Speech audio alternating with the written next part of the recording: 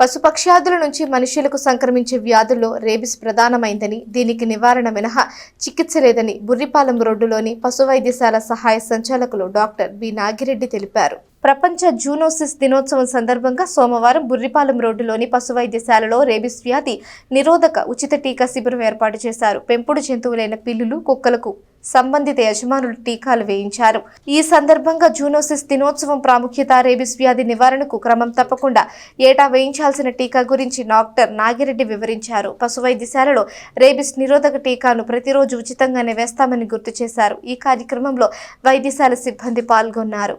July 6వ తారీఖు మనం ప్రతి సంవత్సరం జూలై 6వ తారీఖున మనం జూనోసిస్ డే కింద మనం జరుపుకుంటూ ఉంటాము. జూనోసిస్ డే అంటే మనుషుల నుంచి పశుపక్షాదులకి, పశుపక్షాదుల నుంచి మనుషులకి వ్యాపించే వ్యాధులని జూనోటిక్ డిసీజెస్ అంటాం. వాటిలో మనకేంటంటే ఈరోజు మన ర్యాబిస్ వ్యాక్సిన్ అనేది మెయిన్ ఇంపార్టెంట్గా చేస్తున్నాము. మనకి పెంపుడు జంతువులు ఎక్కువగా మనకేంటంటే అన్నిట్లోనూ మనకి ఎక్కువగా పెంపుడు జంతువులు అనేది డాగ్స్ ఎక్కువ, డాగ్స్, క్యాట్స్ వీటన్నిటికీ ఎక్కువగా మన ఇళ్ళలోనే పెరుగుతూ ఉంటాయి.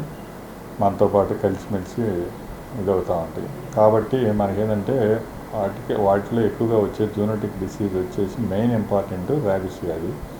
బయట ఏదన్నా వేరే పిచ్చి కుక్కలు కానీ లేకపోతే పిచ్చి పిల్లులు కానీ అట్లాంటివి ఏదైనా వీటిని బయట చేస్తే కనుక, వీటిని కరిస్తే కనుక మళ్ళీ వీటికి వచ్చే అవకాశం ఉండేది. కాబట్టి వచ్చిన తర్వాత ఈ ర్యాబిస్ వ్యాధి అనేది వచ్చిన తర్వాత దానికి క్యూర్ అనేది లేదు. రాకుండానే మనం ప్రివెంటివ్గా వ్యాక్సిన్ అనేది చేయించుకోవాలి. దానికోసం మనం ఏంటంటే ప్రతి సంవత్సరం 6వ తారీఖు జూలైన మనకి లూయిస్ పాస్టర్ అనే శాస్త్రవేత్త 1885వ సంవత్సరం జూలై 6వ తారీఖున ఈ వ్యాక్సిన్ కనుగొనడం జరిగింది ఒక బాలుడి మీద.